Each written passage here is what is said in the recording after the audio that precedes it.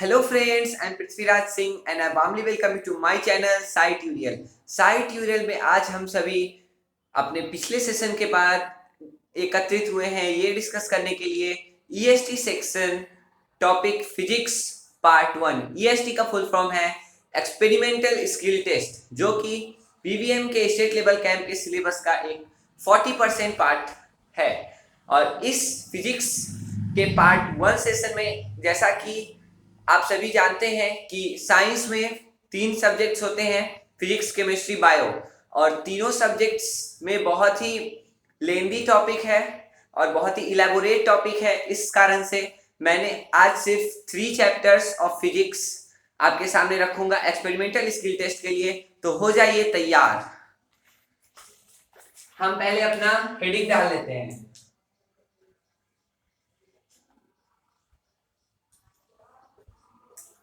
EST section for class 8। Okay, class 8 के लिए physics में पार्ट 1।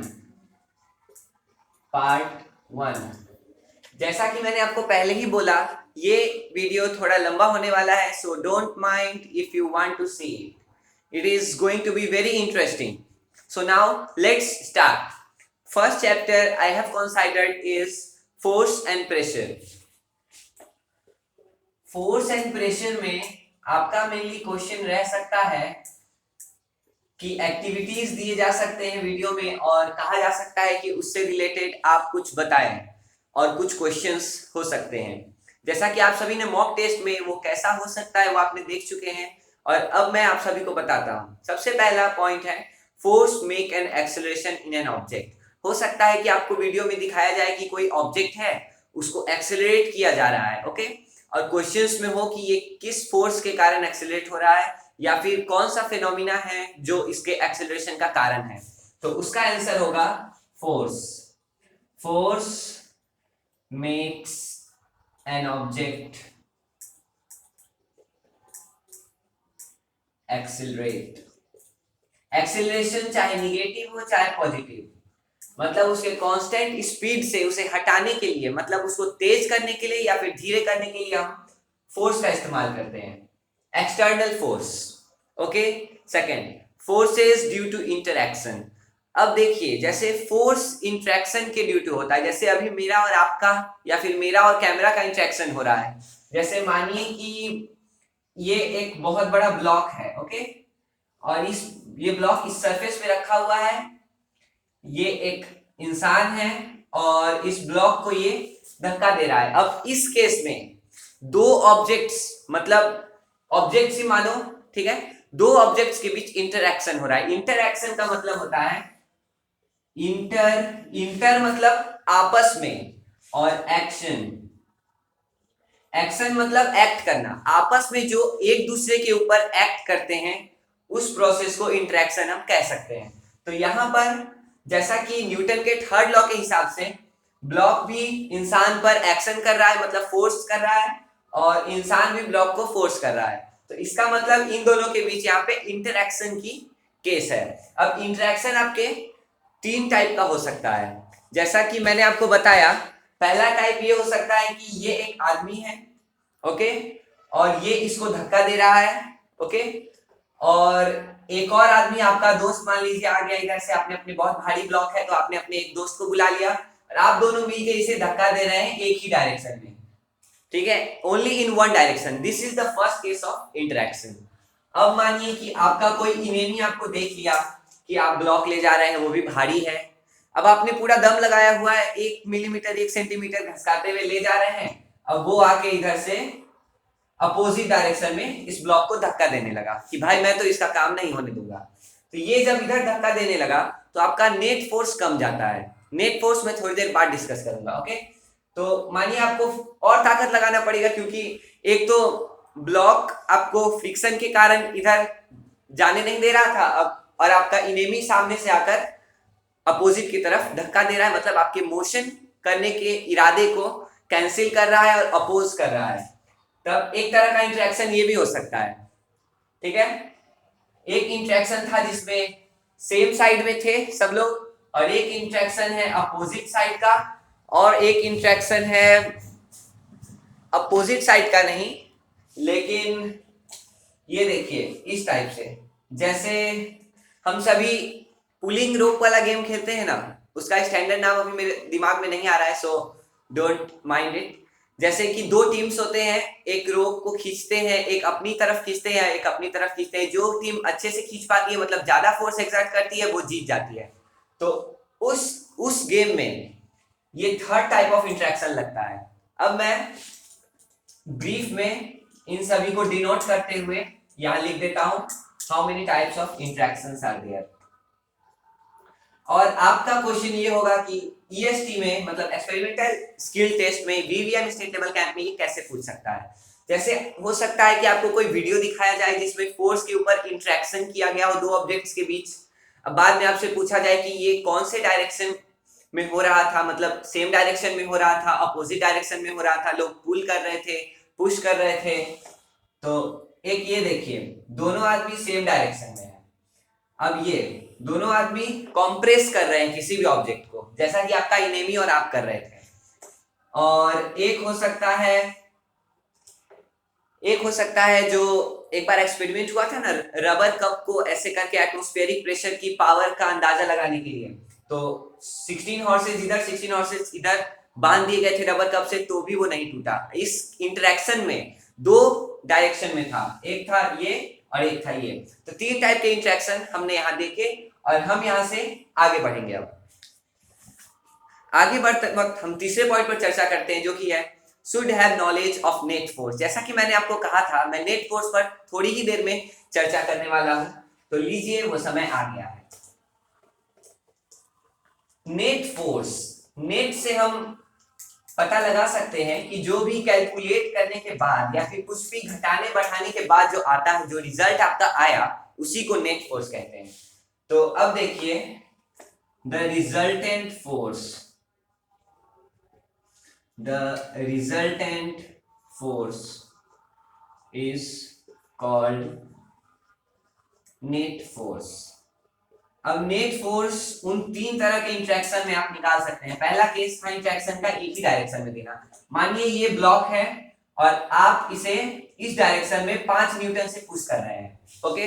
पहला फोर्स आपके द्वारा एक्सर्ट किया गया, फिर आपका दोस्त आया आपकी हेल्प करने के लिए, उसने भी अपना 5 न्यूटन लगाया। तो इस ब्लॉक पर नेट फोर्स मतलब टोटल फोर्स कितना लग रहा है? एग्जैक्टली टोटल फोर्स यहाँ 5 + 5 = 10 न्यूटन लग रहा है, ओके। हम यहाँ पर फ्रिक्शन को निग्लेक्ट कर रहे हैं, ओके। मानिए एक बहुत ही स्मूथ सरफेस है, तब आपका 5 न्यूटन आपने लगाया और 5 न्यूटन आपके दोस्त ने लगाया, तो टोटल हो गया 10 न्यूटन, अगर सेम डायरेक्शन में हो तो।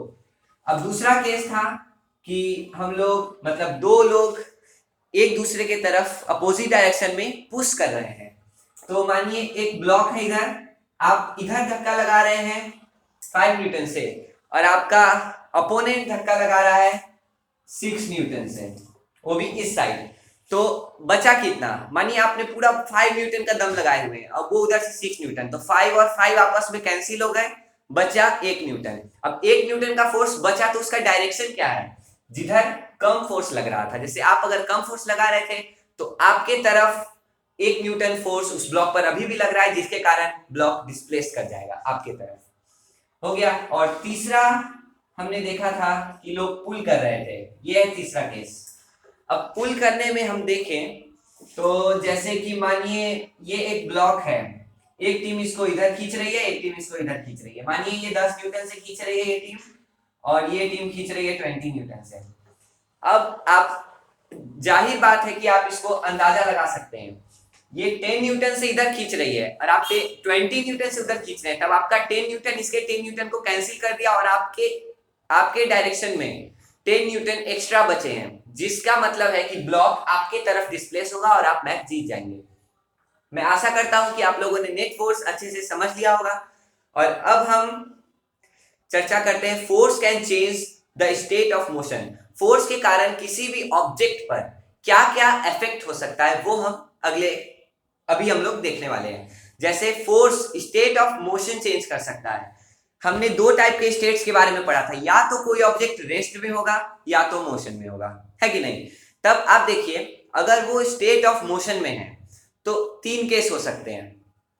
पहला केस, या तो उसका स्पीड कांस्टेंट हो, या तो उसका स्पीड टाइम के साथ इंक्रीज कर रहा हो, या तो उसका तीसरा केस, या तो उसका स्पीड टाइम के साथ डिक्रीज कर रहा हो, मतलब it is slowing down, it is moving faster with time.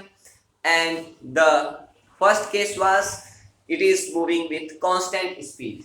Suppose that there is a block, okay, someone has given it an impulse which is a force exerted on the block for some time or a very instant of time or a very few minutes, okay, then जैसे कि एक block है, आप इसे धक्का दे रहे हैं इस डायरेक्शन में, ओके, और आपका दोस्त इसको धक्का दे रहा है इस डायरेक्शन में। तो अब बात यहां पे आती है कि स्टेट ऑफ मोशन, अब जिसका पावर ज्यादा होगा वो इसको धक्का दे पाएगा। अब धक्का देने में जो होगा कि स्टेट ऑफ मोशन ये था रेस्ट में, जब आप दोनों का फोर्स बैलेंस था या फिर आप लोगों ने इसको कुछ भी नहीं किया था, ऐसे ही छोड़ा हुआ था, तो ये था रेस्ट में। फिर आपने इधर से फोर्स लगाया, इसने इधर से फोर्स लगाया, जिसका फोर्स ज्यादा उसने धक्का लगाया, तो उसके स्टेट ऑफ मोशन में चेंज आया, मतलब रेस्ट से मोशन में आया, उसका स्पीड बढ़ा, वो उसने एक्सेलरेट किया। तब यहां हुआ ये कि net force was responsible for the acceleration in this case, okay. और भी हो सकता है जैसे फ्रिक्शन है, आपने एक फुटबॉल में ग्राउंड शॉट मारा गोल की तरफ, but ground was so rough, it means friction opposes the motion so hardly that your ball stops before reaching the goal post, okay। अब नाउ तीसरा जो था हमारा केस, जो कि कांस्टेंट स्पीड है, मानिए फ्रिक्शनलेस और वेरी स्मूथ सरफेस है और उस पे आपने किसी बॉल को धक्का देके छोड़ दिया, या फिर आप उसको धक्का दे रहे हैं, फ्रिक्शन होने के बावजूद भी धक्का देते ही हैं, मतलब दे ही रहे हैं अभी तक कंटिन्यूअस, तब तक जब तक आप उसका मेंटेन कर रहे हैं speed at a constant rate, मतलब कांस्टेंट स्पीड, ऐसे 5 मीटर पर सेकंड से आपने उसको चलवाया था तो अभी तक वो 5 मीटर पर सेकंड से चल रहा है, तो उसे कांस्टेंट स्पीड बोलेंगे। तो फोर्स ये तीन काम कर सकते हैं उसके स्टेट को चेंज करने के लिए। अब चेंज शेप, जैसे हम लोग रोटी खाते हैं, मानिए रात का डिनर है रोटी, तो रोटी बनाने से पहले हम सभी को आटा सानना पड़ता है, मतलब जो आटा रहता है उसको शेप में लाना पड़ता है, परफेक्ट शेप, सुटेबल शेप, जिससे रोटी बन सके। तो उस शेप में लाने के कारण हम अपने हाथों से उस पर फोर्स लगाते हैं, तो उस फोर्स के कारण उस आटा का शेप चेंज होता है। तो force can change the state of motion, change the shape, okay. और आपको बोल सकता है कोई वीडियो दिखाया जाएगा वहां पे और उसमें पूछा जाएगा लास्ट में कि उसमें टोटल नेट फोर्स कितना लग रहा था, या फिर कौन कौन से चीज थे जो उस पे एक्सटर्नल फोर्स अप्लाई कर रहे थे। उसके बाद अब नॉन कॉन्टैक्ट फोर्स के बारे में तो हम सभी जानते हैं, तो अब हम एक एक्टिविटी शो करेंगे मैग्नेट के द्वारा नॉन कॉन्टैक्ट फोर्स जो एक्सर्ट किया जाता है उसको शो करने के लिए। देखिए, मान लीजिए कि आपके पास 3 पेंसिल्स हैं, ओके, 3 पेंसिल्स हैं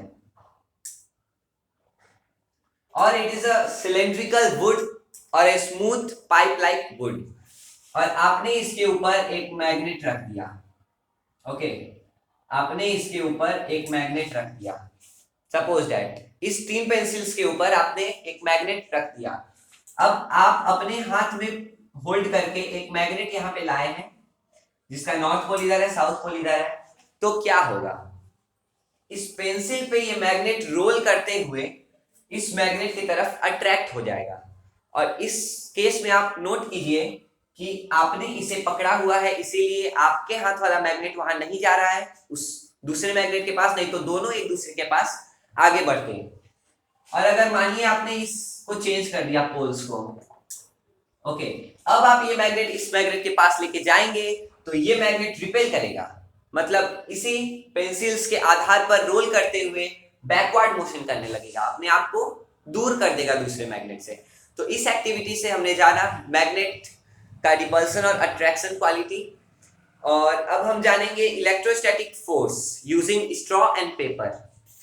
मानिए कि आपके पास एक पाइप स्ट्रॉ है, ओके, उस पाइप स्ट्रॉ मतलब not a plastic one, would और ए टाइप ऑफ स्ट्रॉ, उस स्ट्रॉ को आपने दो पार्ट में तोड़ दिया, ओके, दिस इज स्ट्रॉ। इस दो पार्ट में आपने इस बड़े स्ट्रॉ को तोड़ दिया और एक पार्ट पे धागा बांध के इसे लटका दिया। और देखिए अब आपने दूसरे पार्ट को एक वाइट शीट ऑफ पेपर पे रब किया।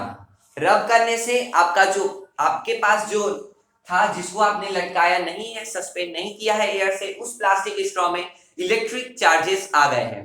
उस इलेक्ट्रिक चार्जेस के कारण ये जो आपका दूसरा स्ट्रॉ है वो मूव करता है, मतलब या फिर अट्रैक्ट करता है। जैसे जैसे ही आप वो चार्ज स्ट्रॉ इसके पास लेके जाएंगे वो दोनों आपस में अट्रैक्ट हो जाएंगे।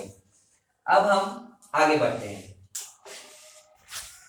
आगे हम लोग जानेंगे एक्टिविटी फॉर ग्रेविटी।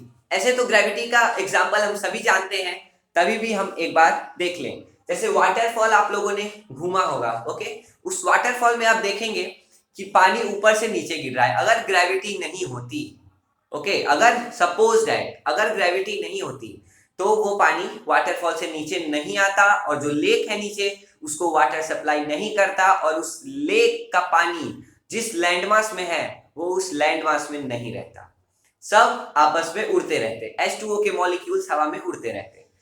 ओके, तो वाटरफॉल और माउंटेन से जो भी पानी रिवर में जाता है वो सभी आपका ग्रेविटी का एग्जाम्पल हो सकता है। अब प्रेशर की बात की जाए, प्रेशर जो हम कैलकुलेट करते हैं वो मेनली थ्रस्ट होता है, मतलब normal force acting on A object को हम थ्रस्ट कहते हैं। जैसे कि मानिए ये एक टेबल है, okay, this is a table, a book is placed on it, okay, a book is placed on it, then book is exerting a normal reaction, normal मतलब एकदम परपेंडिकुलर, ओके, एकदम परपेंडिकुलर। जैसे ये लाइन इस line पर perpendicular है तो हम कह सकते हैं this vertical line is normal to this horizontal line, okay. तो book is exerting pressure on the table, हम कह सकते हैं। और प्रेशर का फॉर्मूला जैसे कि आप सभी जानते होंगे, pressure is equal to force by area, pressure is equal to force by area. इसका सीधा मतलब है अगर फोर्स कांस्टेंट रखा जाए, मतलब फोर्स को चेंज ना किया जाए, तो एरिया बढ़ेगा तो प्रेशर भी बढ़ जाएगा। सॉरी सॉरी सॉरी सॉरी, अगर फोर्स को कांस्टेंट रखा जाए तो मैंने गलती से मिस्टेक बोल दिया था। तो अगर प्रेशर बढ़ेगा तो एरिया घटेगा, मतलब अगर आप एरिया कम कर दें तो प्रेशर बढ़ जाएगा। जिससे अगर आप सब्जी काट रहे हैं तो आप एक ब्लंट नाइफ से काट रहे हैं, जिसका मतलब फोर्स इक्वल है। दो केस लीजिए, एक है ब्लंट नाइफ और एक है एकदम sharp knife, this is sharp one, this is blunt one. आप इससे काटेंगे अगर वेजिटेबल्स, तो मानिए दोनों में आपने फोर्स सेम ही लगाया है, इसमें भी 5 न्यूटन दे रहे हैं, इसमें भी 5 न्यूटन दे रहे हैं। अब इसका एरिया ज्यादा है नाइफ का, तो आपको प्रेशर कम, जैसे इसका एरिया ज्यादा है ब्लंट नाइफ का, तो आपको प्रेशर ज्यादा लगाना पड़ेगा, ठीक है। मतलब नहीं, जैसे इस वेजिटेबल पर जो प्रेशर पड़ रहा है वो तो कम होगा, लेकिन आपको फोर्स ज्यादा लगाना पड़ेगा उसको काटने के लिए। मतलब क्लियरली समझा जाए तो वेजिटेबल्स पर जो इसका एरिया ऑफ कांटेक्ट है, ठीक है, वो ज्यादा है, जिसके कारण नाइफ का प्रेशर सब्जी पर कम बनेगा तो सब्जी कट नहीं पाएगी इजीली। वही नाइफ, वो शार्प नाइफ के केस में इसका area of contact with vegetable जो कि बहुत ही कम है, तो प्रेशर ज्यादा होगा, ठीक। अब प्रेशर ज्यादा होगा तो नाइफ, ये शार्प नाइफ वेजिटेबल्स को अच्छी तरह से चॉप कर पाएगा। अब आगे बढ़ते वक्त हम देखते हैं pressure exerted by liquid and gas. एक ही डायग्राम में हम लिक्विड के सभी एस्पेक्ट्स को देख लेंगे। मानिए एक बहुत बड़ा वेसल है, this one is a vessel and water level is this. Now देखिए सबसे पहला केस, जैसे एक एट अ सर्टेन डेप्थ, मतलब मानिए इस फ्री सरफेस से ये जो लेयर है इसका है 2 मीटर की दूरी पर है ऊपर से, मतलब 2 मीटर गहरा है। ये एक लाइन यहां पे ले लिए हम at a certain depth.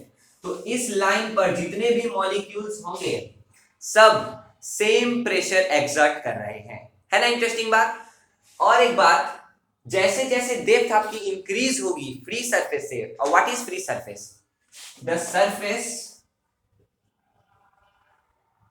Surface attached with the air, मतलब एयर में वो फ्री है, एयर से उसका एक सरफेस अटैच्ड है, तो इसमें एक फ्री सरफेस है। और जैसे जैसे इस फ्री सरफेस से डेप्थ बढ़ती जाएगी, गहराई बढ़ती जाएगी, मानिए यहां पर आप एक होल करते हैं तो आपका पानी ऐसे गिरेगा, अगर सरफेस ये है तो इतना दूर, और अगर आप यहाँ पे होल करते हैं तो आपका पानी यहाँ गिर जाएगा, अगर मिडिल में होल करते हैं तो मिडिल में गिरेगा। मतलब डेप्थ बढ़ा है, प्रेशर बढ़ा। और एक आप देख सकते हैं यहां, दिस इज कैन और सिपर, इसमें पानी है, आपने इसको छेद कर दिया, यहां से पाइप अटैच करके यहां बैलून बांध दिया, तब आप देखिएगा लैटरली भी वाटर के मॉलिक्यूल्स प्रेशर एक्सर्ट कर रहे हैं। और इसका प्रूफ ये है कि ये बैलून फूल रहा है, अपना एरिया बढ़ा रहा है due to the pressure exerted by these water molecules in the lateral side। इसका मतलब वाटर सिर्फ ऊपर नीचे ही नहीं, दाएं और बाएं में भी ऑल डायरेक्शंस में अपना प्रेशर एक्सर्ट करता है। और हम आ जाए प्रेशर एक्सर्टेड बाय गैस। जैसे आपने बैलून में हवा भरा और आप उसके होल को आप बंद क्यों करते हैं? क्योंकि उसमें से हवा न निकल जाए। हवा कैसे निकलेगी? जब तक वो अपने आप को बाहर की एयर से डिफ्यूज ना करना चाहे, या फिर जब तक वो बाहर के एयर में प्रेशर ना बनाए बैलून से निकलने के लिए, तब तक नहीं। इसका मतलब ऑब्वियसली एयर एक्सर्ट्स प्रेशर, और आपके ऊपर भी एटमॉस्फेरिक प्रेशर है।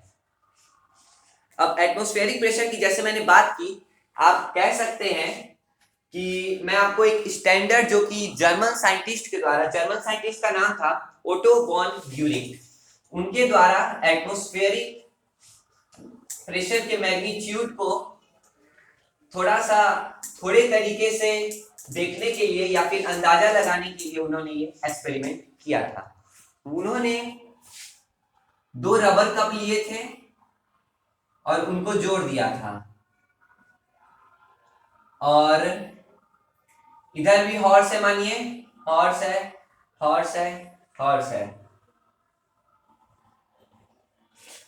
This is the rubber cup. और इस रबर कप की खासियत ये थी कि इसके अंदर से उन्होंने पूरी तरह से एयर को निकाल दिया था, मतलब इस रबर कप के अंदर वैक्यूम है, कोई एयर नहीं है। तो हुआ ये कि अंदर में लो प्रेशर होने के कारण हाई प्रेशर से लो प्रेशर में विंड्स रश किए, और जो एटमॉस्फेरिक प्रेशर था वो इस पर आउटवर्ड डायरेक्शन से हर तरफ से लगने लगा। ओके, और यहाँ पे उन्होंने, जैसा कि हम सभी जानते हैं घोड़े बहुत मजबूत होते हैं, उन्होंने 16 घोड़े इधर 16 घोड़े इधर एकदम अपोजिट डायरेक्शन में दोनों तरफ से पुल करने के लिए लगा दिया कि दोनों रबर कप अपार्ट हो जाए, लेकिन वो नहीं हुआ। सोचिए एटमॉस्फेरिक प्रेशर कितना ज्यादा है। मानिए अगर आपका सिर ऊपर से 15 into 15 सेंटीमीटर का एरिया रखता है, तो उस पर 2250 न्यूटन का एटमॉस्फेरिक प्रेशर एक्सर्ट होता है। तब आप सोचेंगे कि इसमें कैसे क्वेश्चन पूछ सकता है, जैसे कि आपको वीडियो दिखा सकता है कि रबर शटर है, वो किसी सरफेस पे रखा गया और उसमें से एयर निकाल दिया गया, फिर वो उठ क्यों नहीं रहा है। तो साइंस बिहाइंड दिस इज, ये आपको शायद साइंस बिहाइंड द टॉयज में भी हेल्प कर सके। और मेरा ये वीडियो जो था आज का, वो आपको एओसेट मतलब जो नॉर्मल करिकुलम से जो साइंस और मैथ्स के लिए एग्जाम होंगे, उस पर भी आपको ये वीडियो हेल्प कर सकेगा। और एक्सपेरिमेंट ऑफ द चैप्टर, अब लास्ट एक बहुत ही भयानक एक्सपेरिमेंट यही था जो कि मैंने आपको बता दिया। उस साइंटिस्ट का नाम था, उनका नाम था ओटो वॉन ग्यूरिक। ग्यूरिक का स्पेलिंग गौर से देखिए, ग्यूरिक, GURICKE। हमने एक चैप्टर डिस्कस कर लिया है और 25 मिनट्स जा चुके हैं, तो मैं पार्ट 2 में बाकी चैप्टर्स को लेकर आपके सामने आऊंगा और पार्ट 2 जल्दी ही रिलीज होने वाली है। So stay tuned. अगर आपको मेरा ये वीडियो हेल्पफुल लगा तो आप इस वीडियो को लाइक कर सकते हैं, चैनल को सब्सक्राइब कर सकते हैं और नोटिफिकेशन बेल आइकन को दबा दीजिएगा कि मेरे नए वीडियोस के नोटिफिकेशन आप तक सबसे पहले पहुंचे। और आपको जो भी कहना हो इस वीडियो से रिलेटेड, जो भी कोई भी डाउट हो, कुछ भी हो, आप कमेंट बॉक्स में हमेशा की तरह कमेंट कर सकते हैं और वीडियो रिकमेंड कर सकते हैं। जैसा कि मैं अभी EST सेक्शन पर टॉपिक पे चर्चा कर रहा हूँ, ओशियनोग्राफी पार्ट 3 भी मैं तुरंत अपलोड करने वाला हूँ। तो ये सब है। इन सभी के बाद अगर VVM से अलग आपको कोई भी वीडियो चाहिए आपके सिलेबस पर, किसी भी चीज पर, तो आप मुझे YouTube कमेंट बॉक्स में कह सकते हैं। VVM एग्जाम के बाद मैं अवश्य उसको बना दूंगा। Okay guys, it's time for a parting, और अगले सेशन में मैं आपको मिलूंगा पार्ट 2 के साथ। और बाय।